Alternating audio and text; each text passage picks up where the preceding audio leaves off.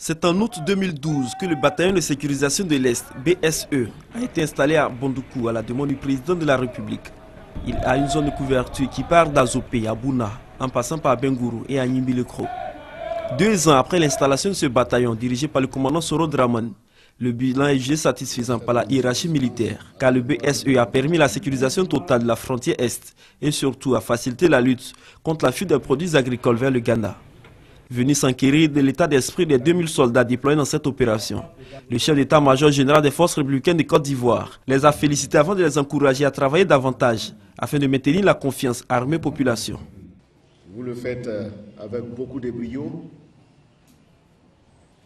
malgré les maigres moyens que nous mettons à votre disposition.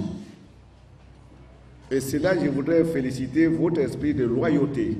C'est de façon remarquable que vous vous êtes illustré en empêchant la sortie des milliers de tonnes d'anarcades hors du pays. Au cours des échanges avec les éléments, le général du corps d'armée Soumaïla Bakayoko a abordé 5 points, notamment les opérations de paix et de sécurité, l'amélioration des conditions de vie des militaires, le contrôle des effectifs et le renforcement de la cohésion sociale et de la solidarité au sein de l'armée.